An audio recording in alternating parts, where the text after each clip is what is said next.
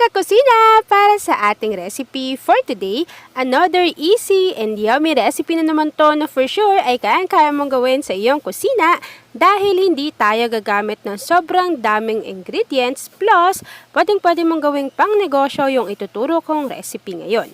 So isang kasirola, maglalagay lang tayo dito ng 1 cup of unsweetened cocoa powder or cacao powder. After adding ng ating 1 cup of unsweetened cocoa powder, maglalagay rin tayo dito ng 1 cup of hot water. So, siguraduhin ninyo mga kakusina na mainit na tubig talaga yung ilalagay natin dito para ma-mix talaga natin at ma-dissolve ng maigi yung ating cocoa powder. And take note na hindi pa po nakabukas yung apoy sa ating kalan. After natin ma-mix yung ating cacao powder dito sa ating hot water, maglalagay na rin ako dito ng 2 cups of top water. And then after adding ng ating water, maglalagay na ako dito ng 370 ml of evaporated milk. Pero pwedeng-pwede mo tong palitan ng fresh milk. At kung medyo may budget ka naman, pwede ring all-purpose cream yung ilagay mo dyan. And then after adding ng ating evap milk, maglalagay na tayo dito ng 390 grams of condensed milk. So yung condensed milk na inilagay ko dito ay naka-room temperature. Yan. So kapag nailagay na natin yung ating condensed milk, pwede na rin tayong maglagay ng isang sachet or 24 grams of Menu Magic and flavored jelly mix. Yan. So ito yung kulay white or yung clear. Tapos kapag nailagay na natin siya dito sa ating kasirola, i-dissolve lang natin to ng maigi. Yan. Make sure lang na natunaw na maigi yung ating jelly powder bago natin buksan yung ating apoy sa ating kalan in low-medium heat. Tapos, lulutuin lang natin to hanggang sa makita natin na medyo kumukulo na yung ating mixture. And then, once na kumulo na yung ating mixture, mag-ready na kayo ng inyong mga lagayan or any mga heat-proof na molder. Yan. So, yung akin, ang gagamitin ko ay yung Lianera na medium size. Pero, pwedeng-pwede kayong gumamit ng mga microwavable tub. Yan. So, lulutuin ko lang itong ating chocolate mixture. Tapos, after natin tong maluto, isasalin ko na to sa aking mga molders. Ayan na mga kakusina! So, once na naluto na yung ating chocolate mixture, isasalin lang natin to sa ating mga molders and make sure na hindi nyo aapawin yung inyong mga lagayan. So, ang bali gagawin lang natin is half to half yung ating ilalagay. So, half muna yung first layer and then after natin tong maisalin, papalamigin muna natin to. Tapos, hihintayin lang natin siyang mag-set or mag-firm. And then, once na nag-set na yan or mag-firm, gagawin naman natin yung isa pang mixture na siyang kukumpleto ng ating recipe for today. Yan. So, isi-set aside ko lang muna to mga kakusina and then gawin naman natin yung ating cream mixture.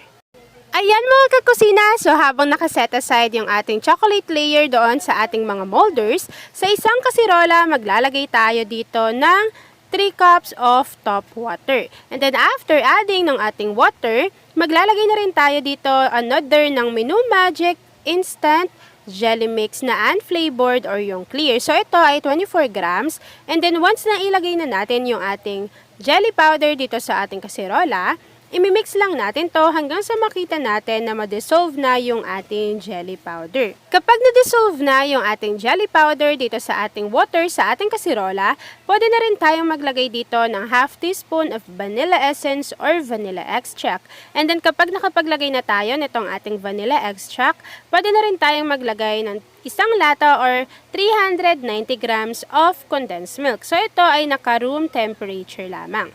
Kapag nailagay na natin itong ating condensed milk, maglalagay na rin tayo dito ng 250 ml of all-purpose cream.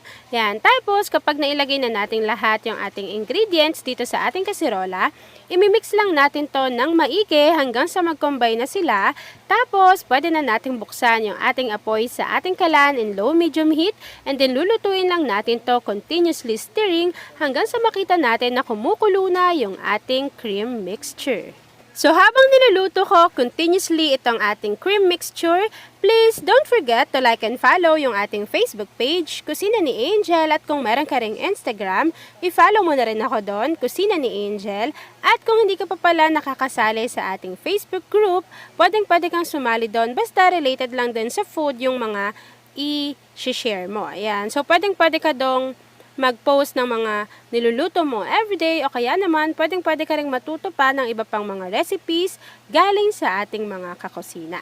Yan, so hihintayin ko na lang kumulo yung ating cream mixture and then after nyan, isasali na rin natin to doon sa sinet aside natin kanina na chocolate mixture. So, dapat nakapag-set na yon or na-firm na natin siya bago natin isasalin itong ating cream mixture. Ito na mga kakusina, so luto na yung ating cream mixture.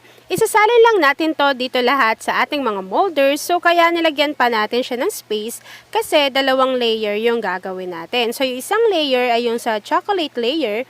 And then, ito namang cream mixture, yung pangalawang layer. Yan. So, isasalin ko lang to dito lahat. And then, kapag naisalin na natin yan, hihintayin ulit natin tong lumamig at mag-set. And then, pwede na natin siyang ilagay sa ating chiller. And then, once na lumamig na yung ating recipe, pwede na natin tong i-unmold at ilagay sa ating mga microwavable tub o kaya naman sa any plate na available sa inyo. And then after nun, ipapakita ko na sa inyo kung ano yung natapos nating recipe for today.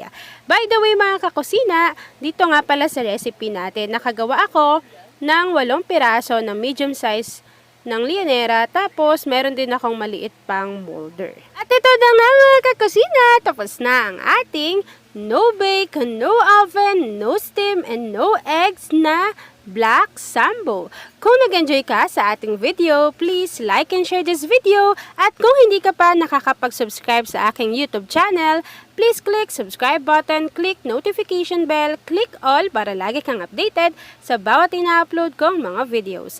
Yun lang mga kakusina. Thanks for watching and enjoy this video.